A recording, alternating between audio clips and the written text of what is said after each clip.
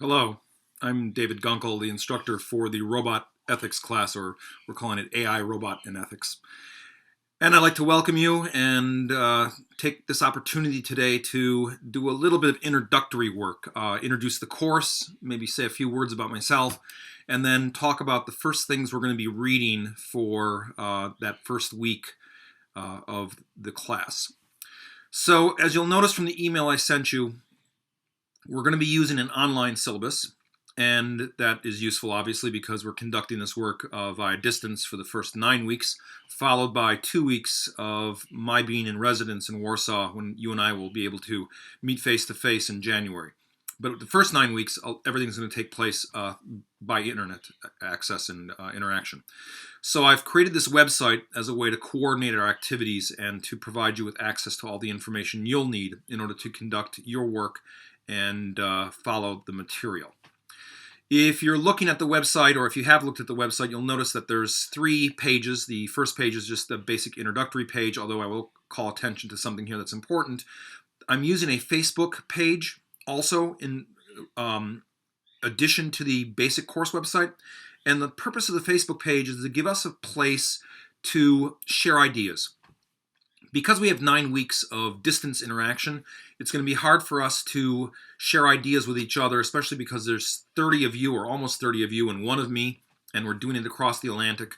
I find a Facebook page is a really good way for people to be able to write down questions, share ideas, give us links to videos that are interesting, whatever the case is. I plan to use it to call your attention to things that are currently happening with regards to either AI, robots, automation, and moral questions. There's a lot going on.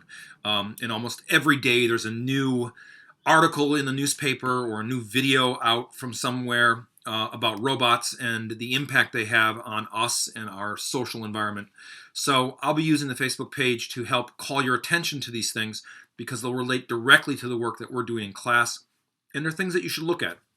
You can use it to communicate with me, to ask questions, to debate each other should you want to do so, to share ideas, to link to things that you find intriguing or interesting, whether it be in English, Polish, or any other language. That's fine. It doesn't matter to me. I can work with all of these.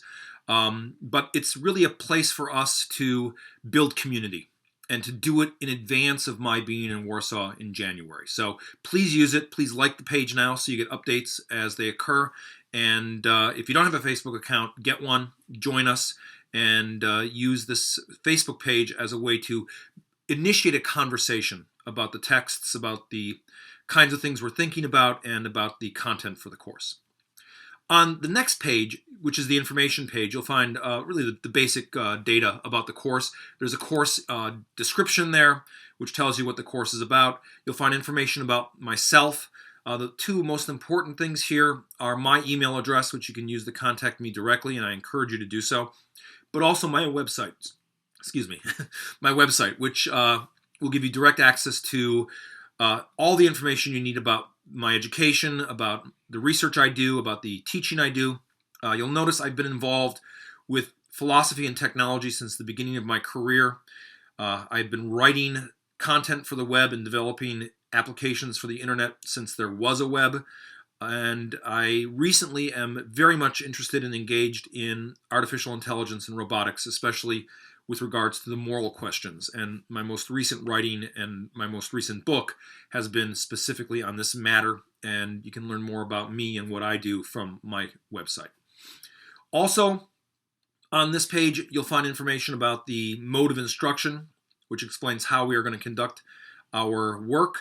Basically, for the 9 weeks that we do online, you're going to be given texts to read. I will introduce those texts with videos like this, and then you will read the text, and in the process of reading the text, I've also given you some questions. The questions are designed to help guide the reading process, to help you focus in on what's important, and to help elicit your own critical thinking about the text and what it means. I'm going to ask that you keep a reading log or a notebook or a diary, whatever you want to call it, in which you record your own responses to these questions and then anything else you want to remember about what you read. Because it's going to be 9 weeks of reading this material and then 2 weeks of really giving us time to talk about it and work together on it. And I want us to be able to remember what we thought when we read it, what ideas popped out, what questions occurred to us, what connections we were making. And if we keep track of those things in a journal or a notebook, we'll have those very much readily at hand when we sit down to talk together and work through it in January. Also on this page, you'll find some information about student learning outcomes and the way that we're going to do assessment. In other words, what you're going to be doing at the end of the class. We have the option to do either an examination or a paper. You can read more about that, but we'll talk about it later as we get into the course. Right now, I want to spend some time talking about the calendar, which is the third page, and about what we're going to be reading for the first week, which begins 19 October. So on the calendar, you'll notice that I have dates listed, and then after those dates, you have readings that are direct links off the calendar. You click those links, and they'll provide you with a PDF document that you can either download or read online. And those are the readings for that week's time. I've also given you these instructor intros via video, which you should look at prior to doing any of the reading whatsoever. The idea being I can give you some hints as to how to conduct the reading, what you are going to be reading, and how to make sense of it. And then as you're reading, I want you to access the study questions and use the study questions as a way to guide your efforts so that you can sort of know what to focus in on, know what ideas are going to be important to sort of extract out of the reading process. And this way your reading is not unstructured. You have a much more directed way of doing the reading. The first things we're going to be reading on the week number 1, which is 19 October, are 2 items. One is Sue Halpern's How Robots Are Taking Over. It's a piece from the New York Review of Books. And what it does is give you an idea of where things stand right now with regards to automation, robotics, algorithms, and AI.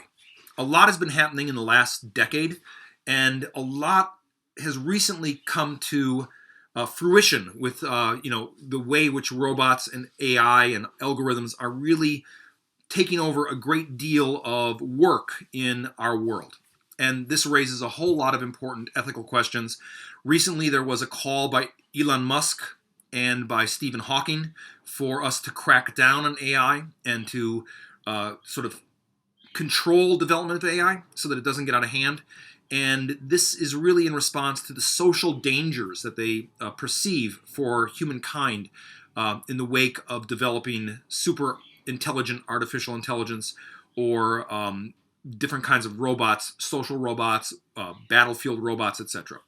So her article, which is more of a popular piece, is a really good way of just getting a feel for where things stand currently with robotics and AI, and give you a read on what new developments are on the near-term horizon so that we can begin to speak intelligently about what's happening with AI and robotics currently.